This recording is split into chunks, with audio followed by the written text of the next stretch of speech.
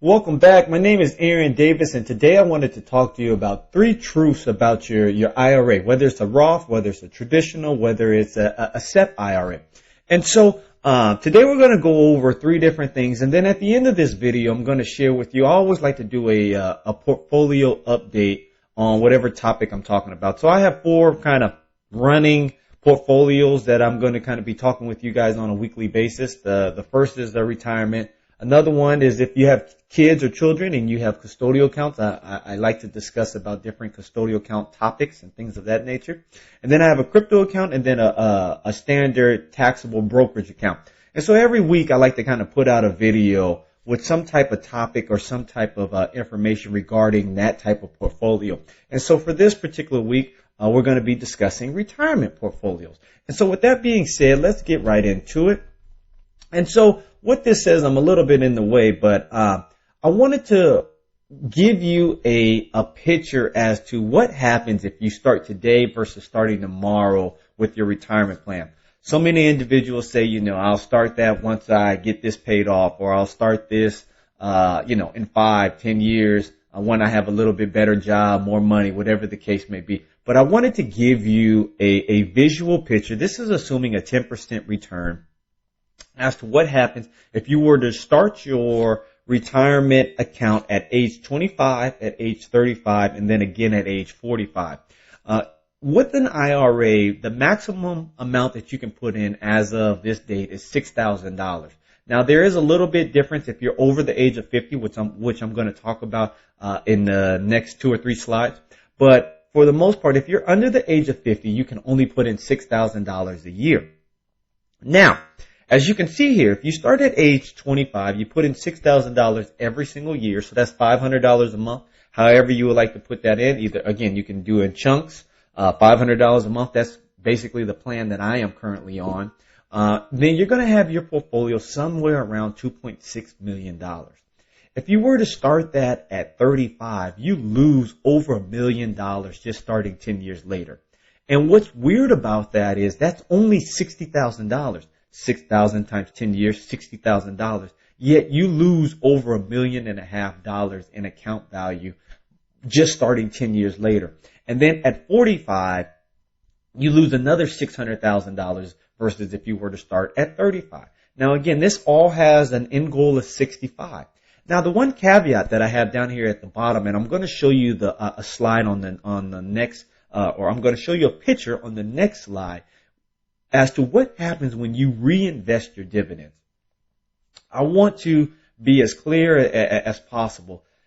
Reinvesting your dividends is really where the power of compounding takes off. Now, you have to keep 2 things in mind, or 1 thing in mind. With your retirement account, you cannot touch any of your money to your 59 and a half, or you're going to face a penalty, a 10% penalty plus whatever tax bracket you are currently in for that particular year. So those withdrawals can be very deadly for you because they can take a good portion out of your portfolio and reverse that compounding that was building up.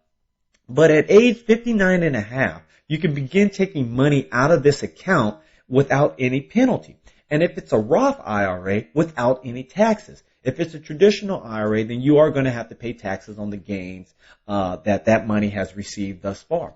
But the point that I'm trying to make here is that there is no point of leaving those dividends sitting in cash for the 20, 30, 35 years, however long that portfolio is until you get to 59 when it's not doing nothing. And so you should, if you are managing your own retirement portfolio, please reinvest those dividends so that then that reinvested money can then start making more money for you in the future.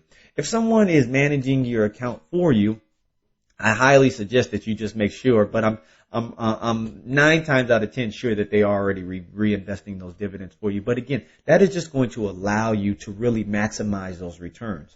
And so with that being said, let me show you the power. Now, this picture right here is over a 57-year period. So this is a long period. But I want to show you, especially if you can see my cursor right here, look what happens with a portfolio that did not reinvest their dividends versus a portfolio that did reinvest those dividends along the way.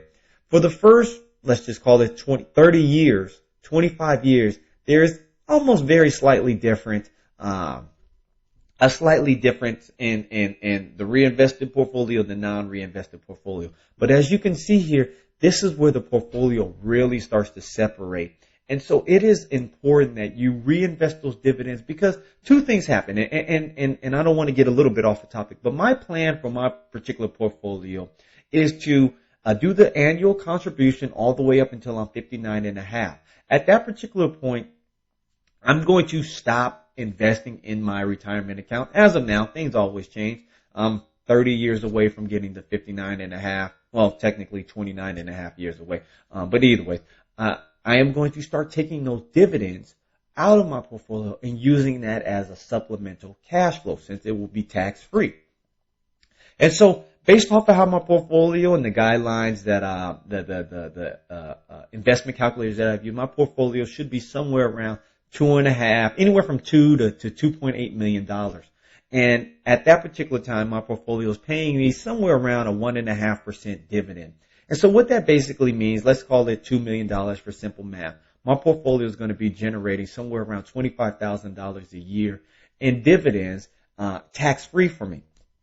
And so that is a great, just additional side job. Now, of course, if that was my only income, that would not be enough to do anything. But hopefully by the time that I am 60 years old, 59 and a half, I have multiple buckets that are providing cash flow to me on a weekly, quarterly, monthly basis. And that is just an additional $25,000 that I can use to live my life. So this is the power, and I am definitely reinvesting my dividends along the way in order to allow that compounding to continue to happen. So the contribution limits. The one thing that wasn't taken account for in that starting today versus starting tomorrow is that when you become 50 years old, they have what's called a catch-up. And that's where, as of this tax year, 2021's tax year, you can actually put in an additional $1,000 if you're over the age of 50, no matter if you have a traditional or Roth IRA. So that just allows you to put a little bit more money in on those last 10 years. And every single year, it's adjusted. Okay? I didn't mention one thing. Oh, no, it hasn't came up. Okay. Each year it is adjusted. So as of right now, you can guarantee that you can put in $6,000 a year no matter what age you are.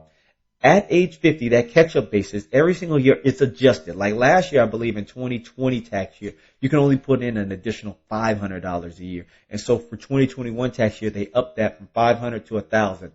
Leave me a comment in the comment section if that is wrong, because I do think that might be wrong. But the point is, in that catch-up basis, in that last 50 years, in that last 10 years, once you get over 50, there's going to be a little bit additional money that you can put in over the $6,000. And every single year, that is adjusted based off of Congress. Now, the difference between a traditional IRA and a Roth IRA is one main point. In the Roth IRA, the money that you put in has already been taxed. Therefore, once you pull that money out at the age of 59, 60, whatever the case may be, you are no longer taxed on those gains. Now, on a traditional IRA, it is before tax dollars. So you actually get a tax deduction immediately in that current year. And then once you start withdrawing money at the end of this cycle, at the end of this period, once you get 59 and a half, you then have to pay taxes on those particular gains. So again, the difference is you either pay taxes now, right when you put the money in, so that's going to be a Roth, and then at the end, when you're withdrawing money, you don't pay taxes. Or with a traditional IRA, you don't pay taxes right now. You receive a tax deduction. But then once you start withdrawing money at the end, once you hit retirement stage, you have to start paying taxes on the gains that you are taking out of your retirement account. Each particular option, portfolio, or retirement has its pros and cons. I would say 9 times out of 10, it would be better for you to actually do a Roth because you pay your taxes now. And then once you get to age 59, age 60, 65, whenever you start withdrawing money from your IRA account, then you don't have to worry about any taxes. You have already done that. However, depending on the type of annual income you have, there is a limit to the amount of income you can have and use a Roth IRA. So if you're over that limit or that income threshold, you are forced to do a traditional IRA. And then if that is the case, you do receive a tax deduction on that particular tax year. It's not a big deal, but then you do have to pay taxes on those gains once you get to the age where you start withdrawing from your retirement account. So the 2021 contributions due date. So the nice thing about IRAs versus 401ks is you actually get a couple more months to make any contributions for the prior year.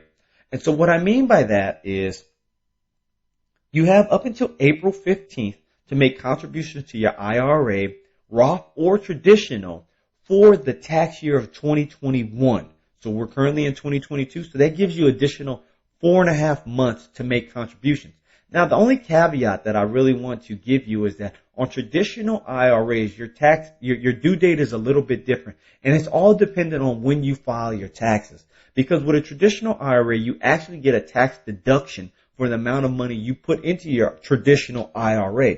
And so if you file your taxes, say March 1st, and you had only put in $3,000 up until that point for the 2021 tax year, then you only get to put in $3,000 as a tax deduction on your 2021 tax return, even though you truly do have an additional month and a half to put in that remaining $3,000. And you still can, but then you're not going to get that tax deduction. So if you have a traditional IRA, you want to get that $6,000 in prior to filing your taxes so that then that whole amount can go on your tax return. Whereas on a Roth IRA, it doesn't really matter because you're already paying taxes on the money prior to going in, and there's not going to be any tax deduction that you are going to receive on your actual tax return. So if that was a little bit confusing, play that back. But the concept is on a traditional IRA, you get a tax deduction for the amount of money you put in for that particular tax year. And so you want to put in the whole $6,000, or if you are over the age of 50, your $7,000 prior to filing your taxes, so that you get that complete tax deduction by the time you file your taxes. And so finally, this is my particular retirement account. And so as of March of 2022, I have put in $500 for this particular month. So I always put my money in on the 4th of the month, which is $500. 500 times 12 is that's $6,000. I am under the age of 50, so I only get $6,000. And these are some of the things that I like to follow and look at on a month-to-month basis. And so my account value is $12,000. I then put in $500. This month has not been as good, or has not been that good for me due to the Russia-Ukraine war. However, I am okay with that because this is allowing me to put in a lot more money at a lower cost basis. Not to mention, I have 30 plus years of growth that I'm going to want to see in this particular account. So any downside or moving sideways right now that I am seeing is viewed as an opportunity in my eyes because I have such a long runway. Now, if I was 55, 59, something like that, a little bit closer to retirement age, I would be a little bit more nervous. But overall, I understand that the stock market goes up over time, and those who stay in the market over a long period of time do well. So the value gain in dollars and percent is very minimal on a month-over-month basis. Again, and that's basically saying if I didn't put that $500 in, I would actually be at a loss because I'm only up $35. Yet I put in $500. So that is that month, or March is a great month for us. It is when all of our ETFs start paying their dividends. So I like to track where my dividend income was last year versus this year. I haven't received any dividends as of the time of this video, but last year I received $22 in dividends, so I can't retire just yet. But I'm looking to see where that has grown over a year's basis. Doing the $6,000 or $6,000 for 2021, and then the next goal of my portfolio is to reach $25,000. I reached $10,000 on November 28th of 2021, and so looking to hopefully get to $25,000. It might take me a year and a half to do that. We'll see what the market does. If it continues to move sideways, then it is going to be a little bit of a while before I get to that $25,000. But that's neither here nor there. The idea is to continue investing, maxing out that $6,000 on an annual basis, and look forward to seeing where this account is in 29, 30, 35 years. So with that being said, thank you so much for watching the video. Look out for the additional videos that are coming out on the crypto portfolio, the taxable brokerage, and then the custodial account. Thank you so much. Look forward to seeing you on the next video. Bye-bye.